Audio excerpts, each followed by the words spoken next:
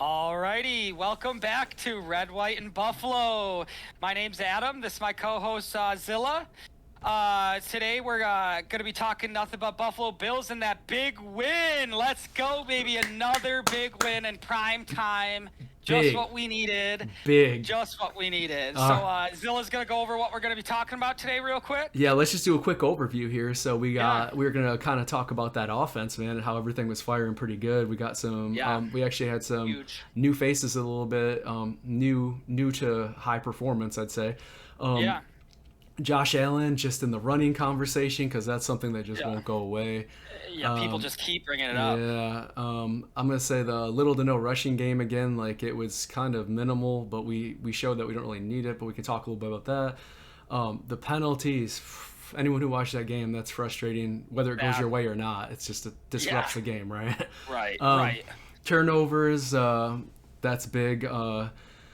Big every game too, but this one's pretty good. Yeah. Huge. And I think like even on downs that was big. We'll talk about that. Mhm. Tyler Bass, the kicker. Well, I'm sure everyone's gonna be like, "What about him?" Well, we're gonna talk about him. Or exactly. Yeah. And then the injuries, unfortunately, with Dane Jackson and Micah Hyde, and just an overview of week 2. So if you want, we can go ahead and kick it off with that offense, man, and what we got Yes, going sir.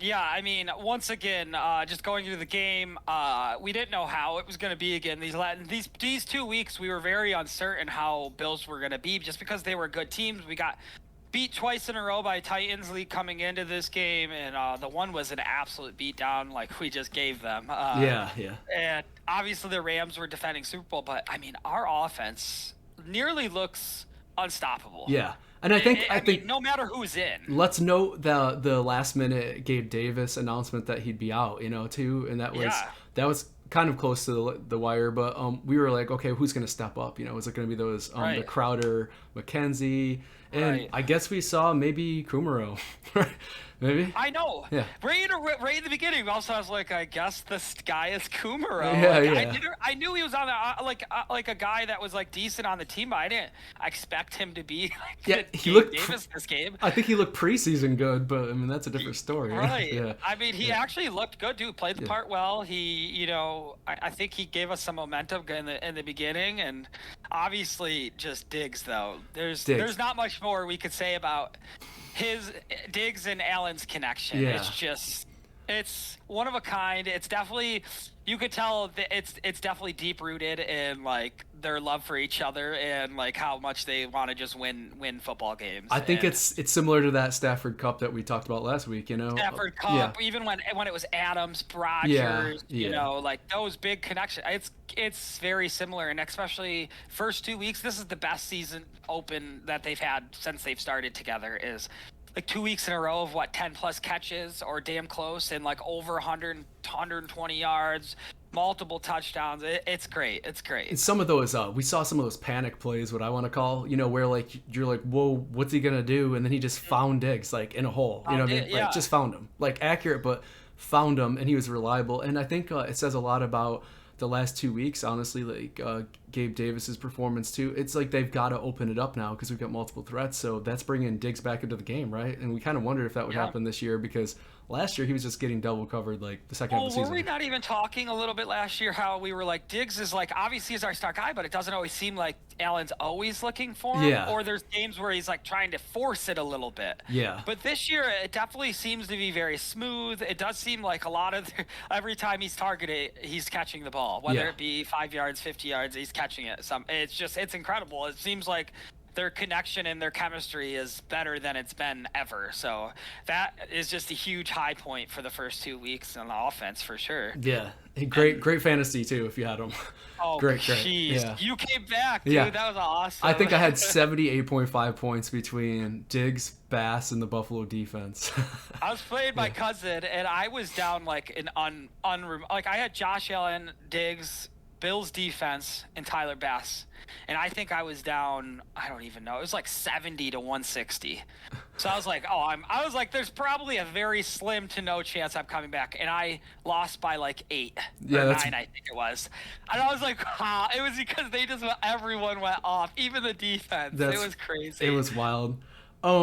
Yeah, the fantasy stuff. But so I think Yeah. I can't imagine someone who had all of those pieces together. But Oh, jeez. yeah, I do want to mention Gilliam real yeah. I quick was gonna too, say because let's hit him up before we move on. Yeah, so. because they after the game they had a quick interview with Josh, and they go, who is your favorite target of the game, or like your favorite reception of the game? He goes, for sure Gilliam. He's like, that guy works so hard. He does everything right at practice. He deserves everything he gets. And hearing that from somebody like Josh, you're just like, yes, like that makes you want Gilliam to do that stuff more often. Yeah. You want to see Gilliam on the field more. You're like, yeah, I like this guy, Yeah, I'm pulling for him because like he was excited, and it was a touchdown. Remember the pass? He was like, what's your favorite touchdown pass? Yeah, it was. Right, yeah, right. That's right. That's what it was. Yeah. Yeah, so it was cool though, because I think last year he was only here and there, so I hope he makes a bigger presence this year, because it's just another threat, and Right. he looked good. Did you see that one was a bomb? Remember, he went pretty deep with him on that play where he dropped it, but it was. And he caught. Oh yeah. Yeah. No, then he caught another good one where after the touchdown he had like a nice little catch too. It was a couple good ones. That one was like a wide receiver deep route. It was crazy for the fullback. Yeah. Hey, heck with it. If he's willing to give it a try every once in a while, we've got some extra plays, especially when we're up freaking 30-10 or something like that. You might as well have some fun with it. Try that in practice, because who's gonna cover deep on the fullback? They're gonna be like, It's gonna be like a 16-10 game, and we're gonna need a touchdown to win it. And also we're gonna get like a fullback deep.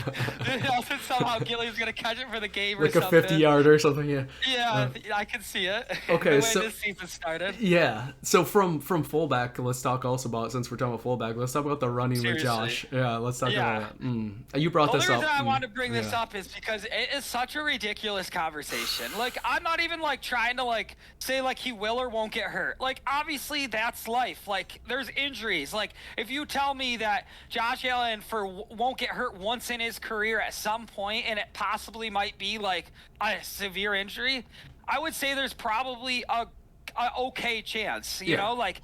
I mean, look at Tom Brady. He tore his ACL. Look at freaking Peyton Manning. Like, he had injuries. Everybody, the best. The difference between him had injuries. Yeah, then the difference is he's on the young side. I mean, yes, there's some quarterbacks that were young that had career-ending injuries and stuff. It's unfortunate, but I think like it's in his favor right now. And why are we holding back? Why? I mean, we're not, luckily, but why would we? Not. Why would we hold back on like? The conversation is every time that he rushes, it's always a new one of, oh, is Josh Allen gonna get hurt? Is he rushing too much?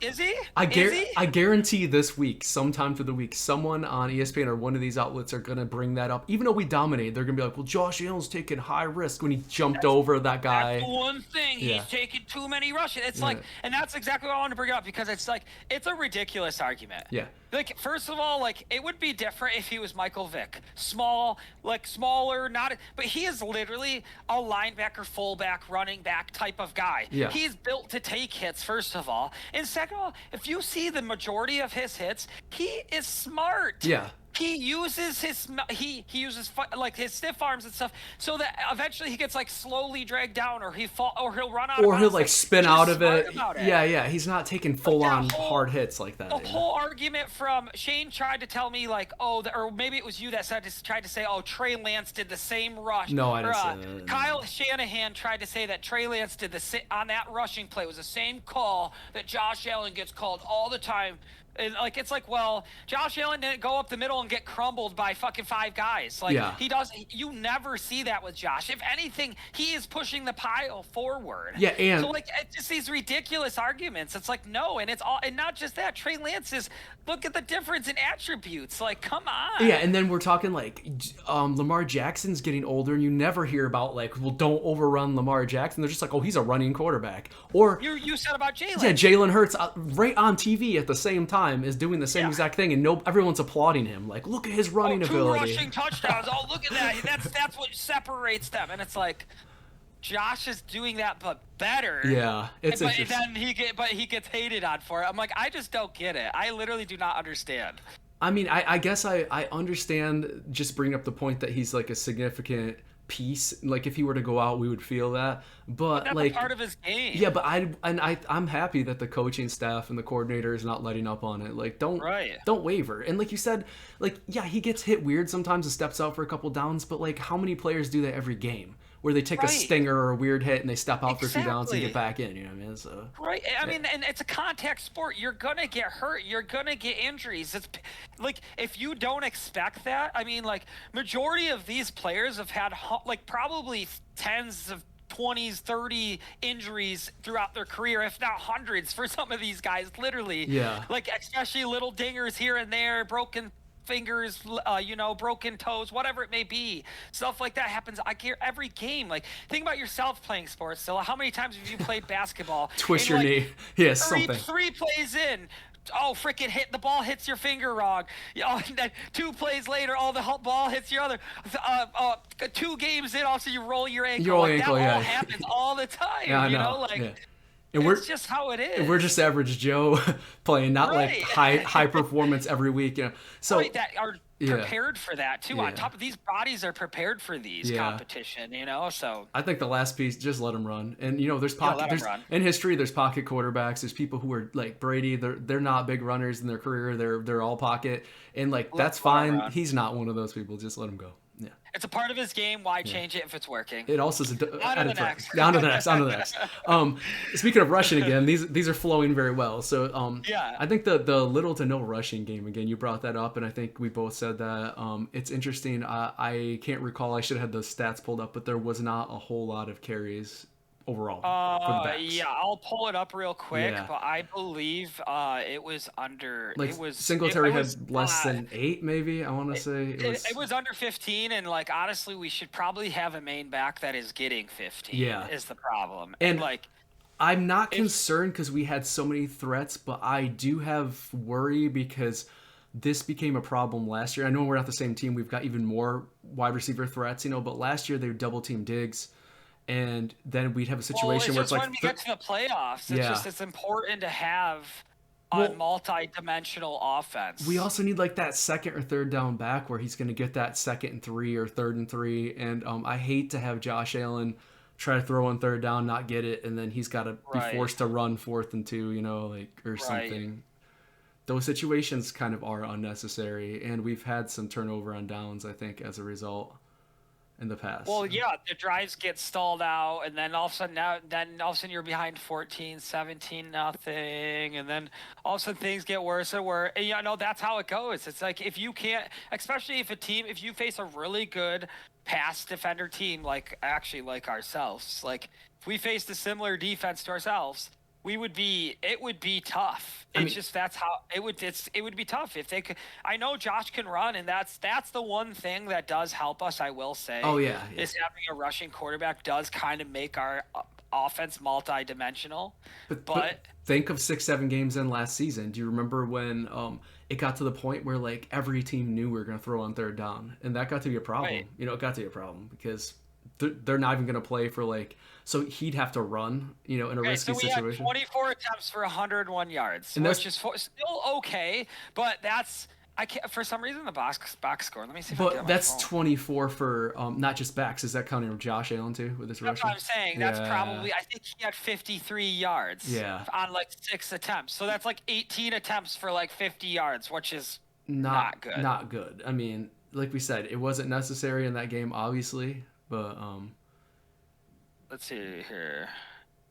For some reason, it wasn't letting me pull up on my computer pull up the box score. While you're pulling it up, though, let's just officially do this. I think we forgot. We did it in the pre-roll talk, but how about that game? That blowout. Yeah, blowout, dude. That was a blowout. That was the 41-7. Jeez. Redemption too from last year. Everything looks great. Yeah. Everything looks great. I was gonna see. Yeah, it's even on the phone. That's weird. Everything's showing 0 right now. Interesting. That's weird. They must be updating it or something. Yeah, I guess we'll have to grab that for next time. Yeah, Regardless, going off of how dominant it's been, it's just crazy because they're even going into the next thing. It's like it's not just our offense, and that's what goes to show you that we do have a Super Bowl team. Is that we're not just performing on one side or the other. Like I know, like our rushing is limited, but Josh picks that up. So it doesn't. Our rushing at the end of the year actually looks halfway decent still. Yeah, that's every year. But our defense is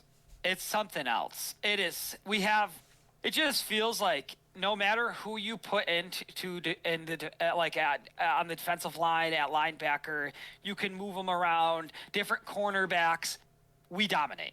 We literally, like, our third string cornerback has to come in, and we still allow no points. We still shut them down. Like, I mean, right after the 2 injuries and they went out, we still had an interception later in the game, right? yeah, I'm pretty sure we did. Yeah. Yeah. We had a fumble still later in the Yeah. game. Like, it's our defense was still playing great, and it's just, and I love our defense is a perfect example of the break but don't bend, or bend but don't break. I mean, sorry, backwards. Bend but don't break kind of defense. It's just they will allow you to get down there just like all of a sudden like a 4th and 2 on the 5, but they won't. They rarely allow that. You know what I mean? They always stop it, or they hold you to a field goal. It's like, it's just, I don't know how many times we've talked about this, especially over the last few years, and this year especially. It's just total yards 187, four turnovers, only 12 first downs. It's just like, dude, we absolutely, and against Henry. Like against Derrick Henry to top it all off. Like, dude. he got squashed out that game. Like, just I think they only attempted rush 20. Let's see what their overall rushing. I don't even know what his 27 attempts for 80 yards. And I don't even know what his longest run was, but at one time he was averaging 1.5 yards a carry. Like, that's it. Dude, I think he ended with like 10 attempts for like 15 yards or something like that. He kept going negative in the second half. Like, they'd knock him back 6 yards. Yeah, that's crazy. And there's crazy. And a lot of that was just like that added rush, man. Do you see that where they're catching him like before he gets to the line of scrimmage? You know, like grabbing his ankle, like crazy stuff that you wouldn't normally be able to take him down once he gets going. So that was huge. It was huge. Huge. I think it's big that our players keep stepping up when injuries happen, stuff like that. It's big. It's big for us, and if that keeps happening, I could see us. It's going to carry us. It's just going to keep carrying us further and further. For our predictions, I think about Minnesota, that Minnesota game, that was one of them that I was like questionable because, you know, they don't play each other. It's still a little bit dicey because we don't know that team that well. Our team doesn't. But I think Delvin Cook, and we're going to be able to handle someone like that now. Like, I'm pretty confident. Honestly, I'm not worried about Minnesota. Honestly, they're such an inconsistent team. Yeah. Like, even when they play their best, I feel like we can still handle them. Yeah. Like, I'm really, like, honestly, it's going to be teams that always give us, like, KC will give us a run. Mm-hmm. Like, it's just going to be teams like that it's just going to be tough. But honestly, I don't know. We'll see. We'll see. Yeah. The other thing I brought up, and I think it's overlooked, is Tyler Bass, right? Tyler Bass. And I kind of mentioned that after the last game because I was like, man, he got, I think, 3 for 3 with field goals and both extra points. Like, he's just a consistent kicker. Like, yeah. He's great on the kickoffs. You know, he's pretty good on that. Not many mistakes. Doesn't make mistakes. Hits almost everything. Like, you can't ask for much more. And I think it's overlooked because that's significant because there's a lot of teams that struggle with field goals, struggle with consistency. You get 45 yards, you're like, well, he's good. Like, you know he's good. Every time. Yeah, every time. Every single time. Yeah. And what's nice is, like you're saying, going off that, was like the being able to have a kicker that you can rely on. It's few and far between. I mean, look at Ravens. They just signed Justin Tucker to that huge contract because he's like perfect from everywhere. Yeah. And it's just like, it's worth it to have a guy that can win it like that. Like, your team's going to have bad games. There's going to be bad time, but you're going to, when it's 24-23 or 20, you need that, it's 27-24 and you need that field goal. Like Titans, 21-20, week 1. They lost. Yeah. Off a game they easily beat Giants 9 out of 10 times easily. Mm-hmm. But they lost that game. They had a bad game and they lost because of a missed field goal that was very easy. Should have been made. Same problems last year too, and we know this because we follow the Titans closer, just because obviously because of Shane. Like every team. I mean, Bears have had Bears trouble in the playoffs with like their kickers in playoffs. Look at Tampa last week, week 1. Like, they won with a kicker, and there's a lot of games like that too where the teams are so evenly matched, or the game is evenly matched, that the kicker is the deciding factor. Like, all you gotta do is get to the 40-yard line and let them put it through, and that's points. You know. Valuable At the end of the points. day, this shows how well-rounded our team actually is. Yeah. And it was just like having a good punter. Like, even a punter is important just because when you do have those bad games where things just aren't clicking, it's going to happen. But you can still punt and keep the game close, have the good defense, have the kicker that gives us the surefire field goals. Those are going to be times when we need it, and we're well-rounded enough that it's going to push us through. And that's honestly what championship teams are made of. Yeah. And honestly, if our injuries can keep to a minimum and stuff like that, there's nothing that's going to hold us back. Especially in these 2 weeks have showed this, that all of our team is clicking, and hopefully it just keep clicking throughout the whole season. Yeah. I just want to bring it up to give one of the silent heroes of the game. Like, it's like a catcher in baseball. Right. You don't notice it till you have a bad one. You know what I mean? Exactly. Like the Yanks. Like you want to not notice that there's something wrong with your kicker, so it's great. Exactly. Yeah. You don't want to. It's having a good kicker. I'd rather have a guy that we don't really think about and we don't really mention than a guy that is going to be making headlines. Yeah. Because the problem, if a guy is making headlines, then it's probably either he's really good or he's really bad. And that's typically bad. Yeah. But that's leading into the injuries thing too. Yeah. We talk about did we talk about the penalties in the game? No, actually we skipped that. I want to talk about the penalties too. Yeah. Because the penalties and the injuries, I feel like this game was dragged out a lot. It's like really long. Like I think the Eagles game started at 8:30. That one started catching up. That game was at halftime when we were just in the beginning of the third quarter. Yeah. Or it was like late in the second when we were just starting the third, and I was like, damn. They almost caught it. Yeah. And we started at 7:15. But was there like 9 penalties in one drive? I feel like. Something like that. Mostly Titans, mostly against the Titans that particular possession. But I will say a lot of the penalties were against the Titans. It was just like more of a frustrating thing to watch. But I think it's frustrating for the team too because it's hard. Like luckily we kept the gas on, but like there's a bit of momentum that falls out every time they got to stop the game. And like. And I will admit there were a lot of ticky-tack calls. Yeah. It was a lot like that one where it was like, oh, the guy barely went over the line. It was just like. It's like, come on. It's just like these are. I understand they're trying to like make perfect calls and everything, but like sometimes by doing that, you take away from the integrity of the game. And the big calls are the ones everyone's mad and angry about, not the. No one's mad that like. I mean, obviously people always get mad, but like you miss the bump on the receiver in the first 5 yards, like 7 yards, where like that's like okay. Like, no one's going to be like, that's going to usually throw the entire game, especially when the play didn't even involve the guy. But, it's these big plays. So, like, I do feel like they're calling back, like, 25 yards, a 20-yard pass on, like, a freaking, or, like, a stupid, like, holding or something that wasn't even really a hold. It's, like, stupid stuff like that. It's just, like the defensive holding or the defensive hands, stuff like that. It's just, like, come on. Like, these are ticky-tacky fouls of basic contact sports. Like I get if a guy was hanging off a guy and it was clearly detrimental to the play, but if it's a little like touch and then the guy goes off and he ends up missing the play, but then you end up calling the penalty way back, it's like it's stupid. Like the play finished and then you got a 25-yarder after that. Like the first 5 seconds of the play that didn't even matter, like that shouldn't matter. Like it's stupid. It's like and it just slows down the game and makes the game boring, honestly. Yeah.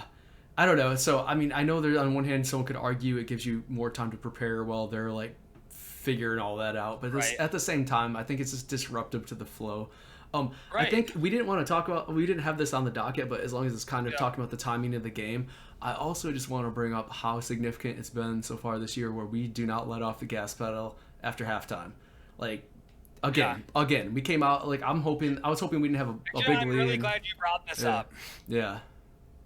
Because you keep going. Sorry, I just wanted to say, I'm really glad you brought it up because it's been a very big vocal point of our offense. Like we've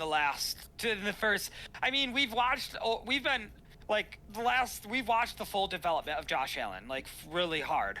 And we've noticed how a lot of times that like even himself tends to like get really, I don't know, like messy in the second half, and he's really cost us games.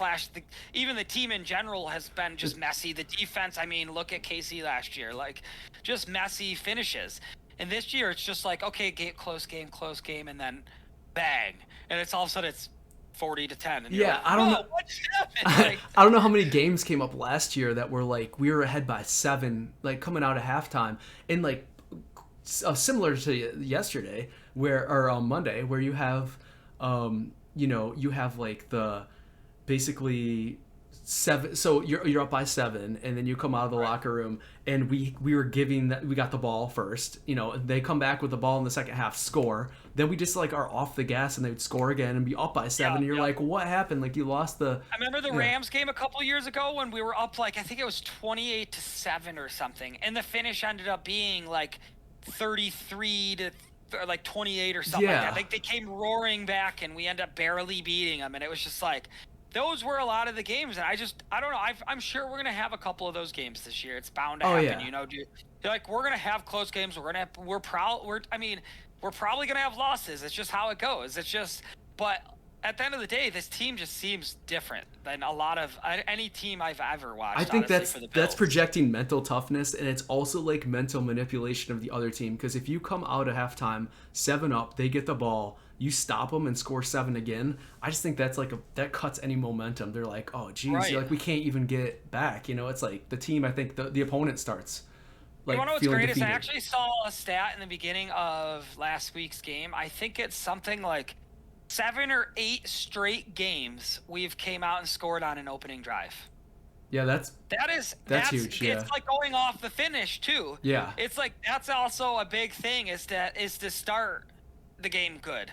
And that goes to show you that we've been starting game after game after game strong, coming out scoring. Because how many times we watched you come out, your first 3 drives are like punts or field goals or something. It's 6-7 is the score, and you're just like, fuck, like we had 2 red zone opportunities and we got a field goal, 2 field goals out, but now it's like those are turning into all of a sudden now it's like 17-7 at halftime. It's like has been the games, and it's like that's where we need to be if we want to be winning titles. Is like that you want to score first and you want to score last essentially, or finish strong essentially. Yep, I agree. So I agree. I like that you brought that up because that is huge. That is really like our team right now. Yeah. Is like it's been big that is to our success. It's been finishing strong and starting strong, So yeah, and I think it keeps the opponent in the defeat mentality like throughout the entire game, and that's it. Like so, I agree. Yeah.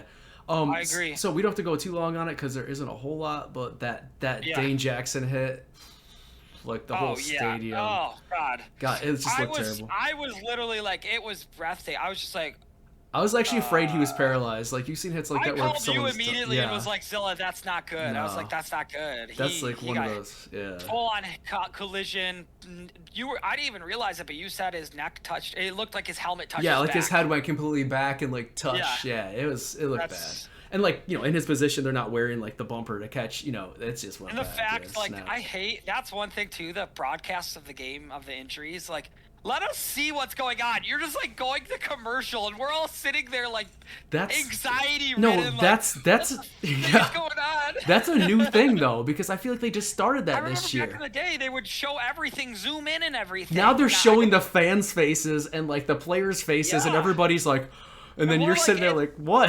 What? I'm not gonna lie, I felt very like discombobulated and like I felt very lost in those moments of like injuries. Disconnected like from the whole experience. Like when Hyde injury too, when Hyde got hurt, I was just like, what's going on? Is he okay? Is everyone blah, blah, blah? Well, do you remember like those hard hits that looked like you could get paralyzed or severe damage? Like that was the thing, man. They'd be on the board like putting thumbs up or putting their hand up, and you're like, oh, at least they're moving. Cool, They said he did. I think he did do that, but they didn't show it. Well, you made a point. You saw him like thrashing around in pain with his feet on the ground, and I'm like, well, that's a good sign. And then they said the only thing that made me be like, okay, maybe at first I'm like, maybe he didn't hurt his neck because like I saw his legs and his arms, or, like he was moving, and I was like, okay. His feet are moving and his legs, he can move them. So I was like, something's not right. But like, and that's what could happen though. You could have like severe stingers sometimes that can like make you paralyzed for a second. But you can also have like near paralysis and then move around and make it worse too. So that's why they always take it serious and keep you on the board. That's what you said right when I called you, and I was like, that's true. I hope he's not too bad, but. That was annoying. I hate how they like zoomed away from it and like I was like, come on, I wanted to at least know like what's going on. But update, Dane he is out of the hospital, back home, further testing. Seems to be no serious damage, which after the hit, even my girlfriend, who doesn't even, like, she obviously watches Buffalo every game with me, die hard, but, like, doesn't watch football that much. She was even like, wow, like, that was a scary hit. And I was like, yeah, that was very scary. Mine too. And Mine too. We were both like, like it just yeah. was bad. Yeah. And So I'm very thankful that he's doing well, and I Yeah. wish him the best and hope that he's very crucial to our team. People do, once again, another guy that we don't really see that makes how much of an impact he makes on our team. He's been huge. He came in last year, young guy, took over the starting job next to Trey, and has killed it ever since. Yeah, so, yeah. Big to us. Hopefully speedy recovery. We saw that he's likely out this Sunday, which understandable. And probably a few games, honestly. So hopefully he'll make his way back sooner than later. Bringing that up too, that's Khalil Elam, our rookie. We talked about him, I think, in our first episode about how he might need to make an impact this year. He got beat out by that Brentford guy. Brentford, I think it is, 47.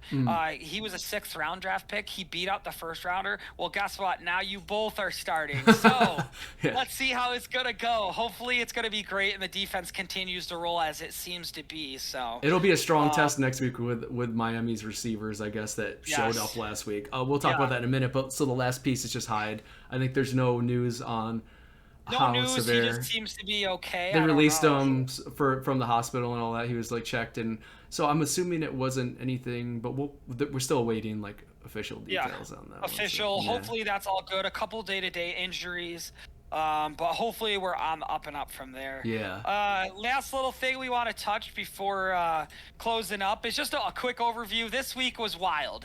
I mean, even college football, dude. It was a wild week of football, and why I think exactly why we love football too, because of how crazy it can be. I mean, the Miami and Ravens game, the Jets and Browns game, the Appalachian State college football game, the Syracuse game, even Syracuse, the Syracuse. Oh my God, dude! It was just like so many crazy games. It was a great week for football, and I just had to mention it because there was a lot of weird games that happened. I enjoyed the whole. I agree, and I enjoyed the whole weekend. Honestly, there was like weird upsets or close games, and everything I watched was pretty entertaining almost. So that's cool. Right. Yeah, and I think we'll get into the big thing here now. Like I'm sure the naysayers are on to Miami now for next week at Miami. I'm sure that's gonna be the next talk. I haven't tuned in this week. Go. Yeah, they're gonna be like they're the team Yeah, I expect to hear it. So it's interesting because people act like because Tua had that one game that's like Tua from now on, and I'm like, I love the statistics now. They're like Tua leads the league in the NFL, blah blah blah. Look, Tua's the only guy, blah blah blah. All these stats, and I'm like, they're like, one of them was like Tua's the first youngest quarterback since Mitch Trubisky to throw for 6 touchdowns. I'm like, Mitch Trubisky. I'm like, I don't care. Yeah, but I think it should be a good game. It's one of those that because it's a home game and a divisional game, it could be harder than it should be. I feel pretty confident we're gonna take it still. In my mind, I think through all the talk, and through all the build-up, they are our rivals this year. Yeah, I'm declaring it. I'm making it because inside of me, I want to destroy them. Yeah. I want to destroy them. So they are our rivals this year, and I don't know. I'm hoping I want a good battle, but I also want an absolute beat down. I just want I want it to be a destruction, like blowout again, because I just want that's like you said, the perceived divisional rival this year. Yeah. And so like I want people to just understand right now at home in Miami they're gonna get worked. I'm ready. I would love for like an absolute like freaking 30 to like 14, 30 to 10, like 40 to 10 kind of beat down where we just absolutely mangle them on offense and defense. Tyreek gets shut the hell up. Against backup cornerback.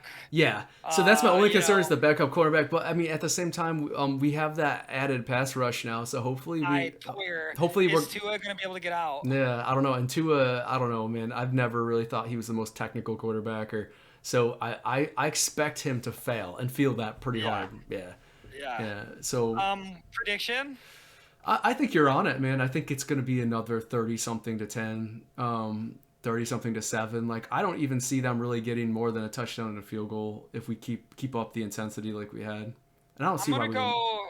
I'm gonna go 37-13. Yeah, that's good. I think it's good. Yeah. I'm trying to think too. So I'm wondering wondering if what the weather is going to be too. I mean, that's always like a slight factor that it's hot and humid. Probably reasonably okay down there. Yeah, but Let me see. I want to see what the over under quick is on it and see. Yeah, that's good. I'm sure that they're given like, I'm sure the Bills have a favor on that, but I wonder what Vegas thinks. I would say we're the favorite, but we are away, so that could. We were away at the Ram zone still. Remember?